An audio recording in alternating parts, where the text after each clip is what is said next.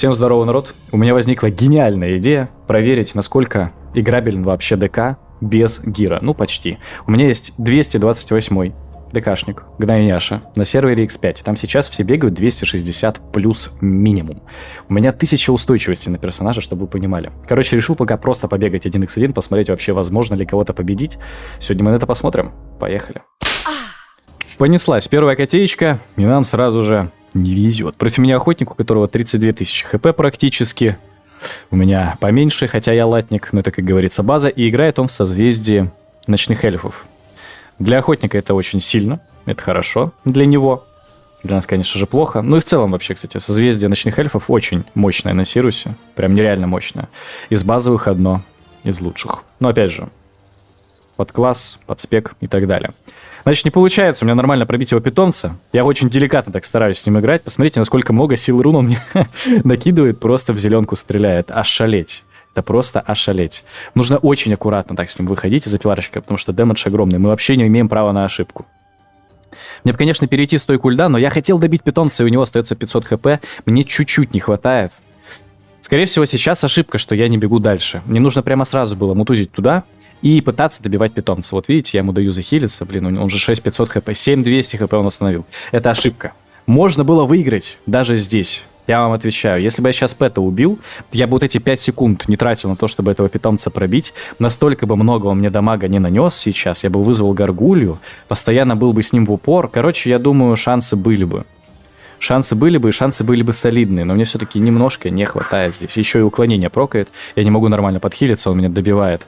Короче, да, вот здесь вот нужно было бежать дальше, не очковать, и прямо так вот на агрессии туда упарываться в этого питомца, даже почти суицидаться. Но на самом-то деле, просто, блин, очково, реально очково. Видели, какие куски отрывает этот охотник? 1000 устойчивости всего лишь у моего персонажа, 1000, там одна кнопка, и я почти сдох уже.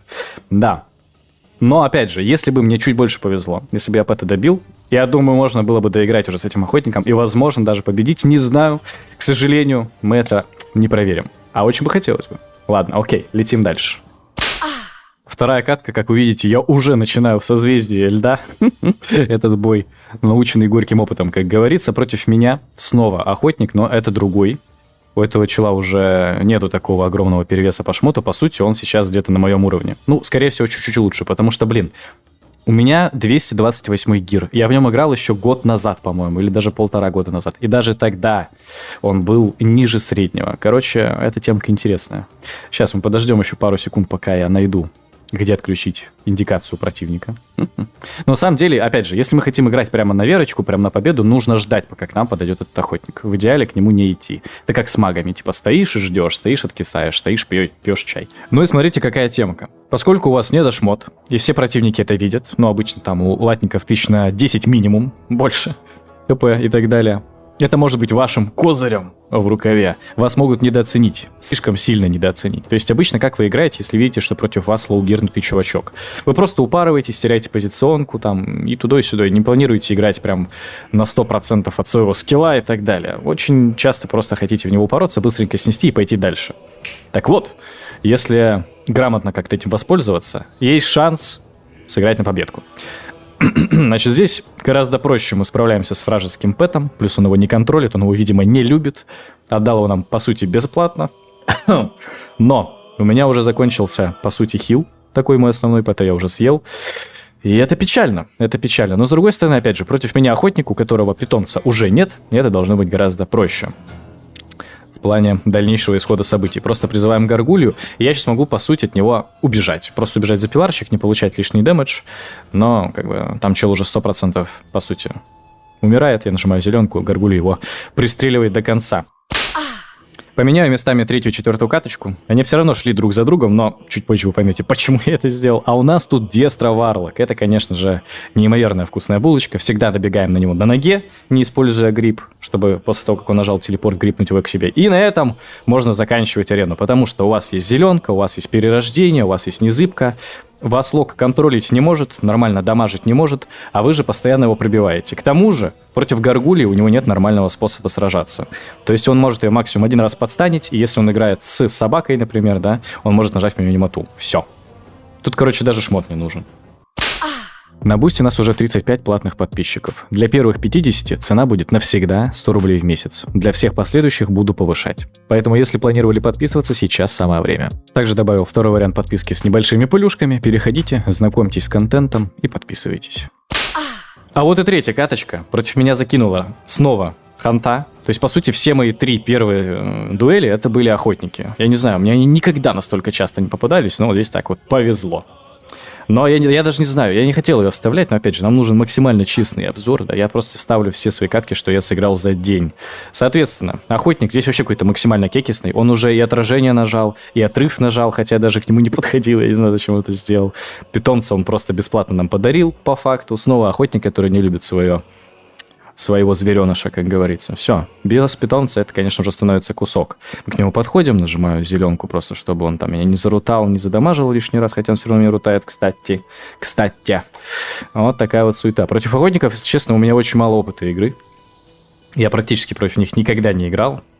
Но обычно, если у тебя равный с ними шмот, проблем не возникало. То есть я даже не разбирался в тактике против них дуэли и так далее. Если ты ДК...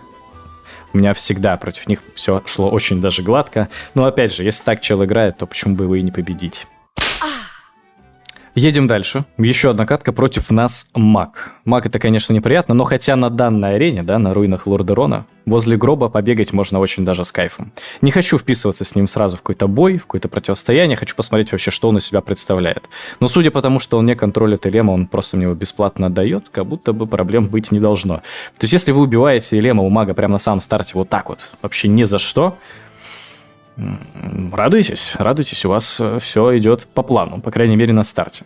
Против нас играет Фрост Маг, неприятные, конечно, это чувачки, но опять же, все их неприятность заканчивается, если чел плохо жмет свои кнопки.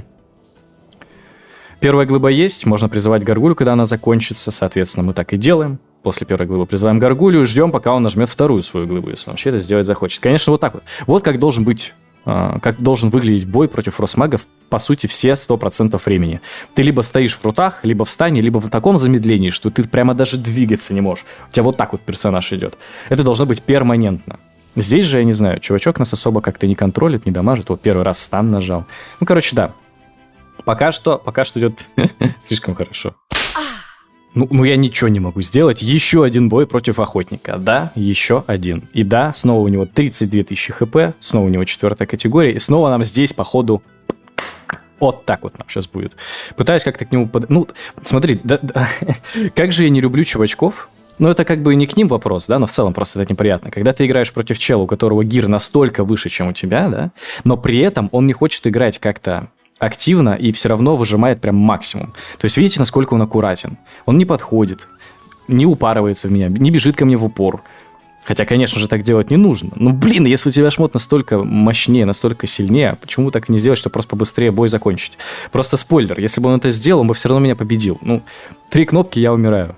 По пэту даже попасть не могу, чтобы подхилиться нормально. Ну, это база, да. Тут, конечно, уже нету у меня ресурсов, нету возможностей, меня просто...